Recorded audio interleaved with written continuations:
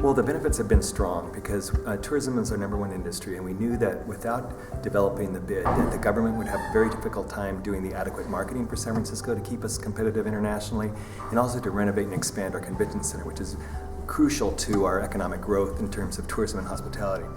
What the bid has allowed us to do is to expand those avenues so we could do more marketing. We've opened up new offices around the world, we've hired more sales staff, we have more marketing resources, and at the same time we're doing a $60 million renovation of our convention center and developing plans for the expansion. Without the bid, none of that would have happened. Well, the bid is designed to benefit the businesses that participate. So it's designed to benefit primarily the hoteliers. But the fact of the matter is everybody in the city benefits, because the local government benefits with a stronger tourism economy because they generate more local taxes. The private sector benefit because more revenue comes into their businesses. And also every resident benefits because it creates more jobs. So bottom line is that everybody benefits. We were at a very difficult stage in Bristol. We had a shopping area which had been well established for 40 years, but it was seen as being very poor by the people of Bristol, and we'd managed to secure some funding for a new development adjacent to that area, which would have interestingly created a fantastic new scheme on the right hand side as you're looking in, and on the left hand side we'd have something which was very old and tired. So we ended up generating money from the levy, and we got 10 times, we multiplied it 10 times by voluntary contributions from others. So we were able to upgrade what we call the Broadmead area, but it's still got some way to go in order to match the standards set by Cabot Circus, the new £600 million scheme. But you know, they don't clash like they would have done before, and people are actually, we're now 3 years in and they're using both, and it's working well, and I think without the bids we would have been lost.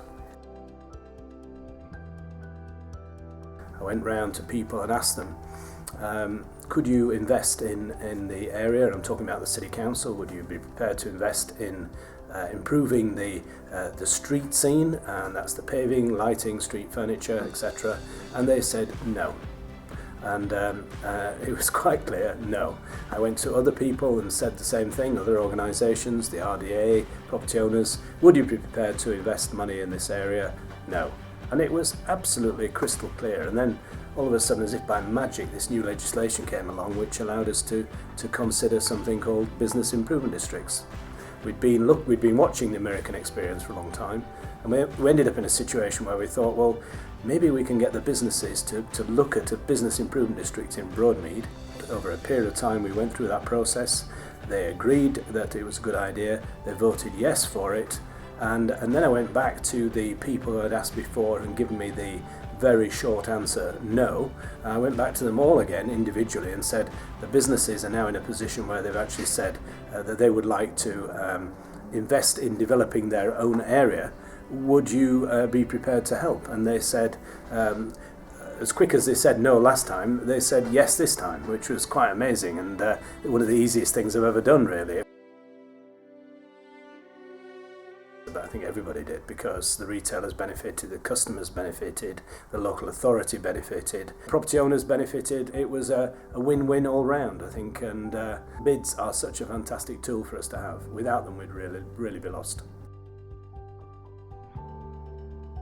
I think the real driver was the City Council had been funding city centre management wholly for 10 years, and there was a need to engage more with the private sector and bring in more funding. I mean, simply the public sector couldn't afford to manage the city centre of the UK's second city to the standard it needed. So it was a way of upscaling what we did, and also working in partnership. It's not just about money, it's about the expertise the private sector can bring, and something had to happen, and that coincided with bid legislation coming on the UK legislation books, and therefore it seemed an obvious way to go. It was something the retailers, the traders embraced, and it's really worked for them.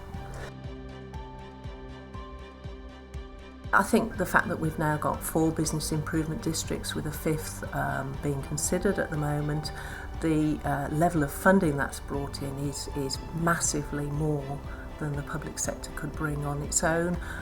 Something like £2.5 million in each year for the city centre, contrasting perhaps 5 or 6 years ago with something like £300,000, which just wasn't, enough to manage a city centre successfully. I think there's benefits all round. The public sector has benefited from private sector expertise and involvement, not least their resources. The private sector, I think, just from understanding more about the public sector, and it is really a genuine partnership, but brought together in a more formal sense. And what we're now seeing is that the bids are starting to drive policy as well as funding the traditional things that bids do, extra cleaning and safety and so on. They're now starting to drive policy hand in glove with the City Council, and that's really made a massive difference to Birmingham's position, both economically and in the UK. I think the main difference from our area is that there is not much locality.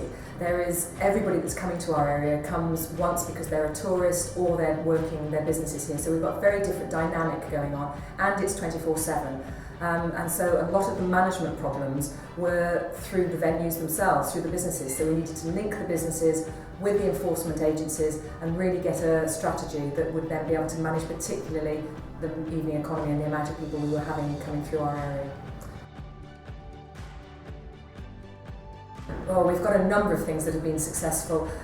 Things that you can see is the public realm improvements. We've spent, I think we're in over 100 million now in total over 7 years that has been spent on public realm improvements in this area of the West End. And one of the iconic areas, Piccadilly Circus, which most people will know across the world with the lights, that's undergone some improvements, as has Leicester Square. And that wouldn't have happened if the private sector hadn't been involved and happy to put their hand in their pockets over and above what they pay through their business improvement district in order to have an influence and improve the area.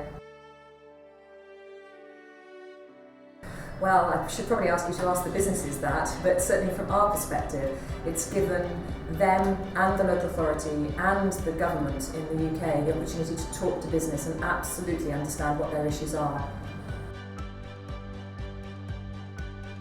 There's an enormous set of individuals and organisations that would benefit from having a business improvement district.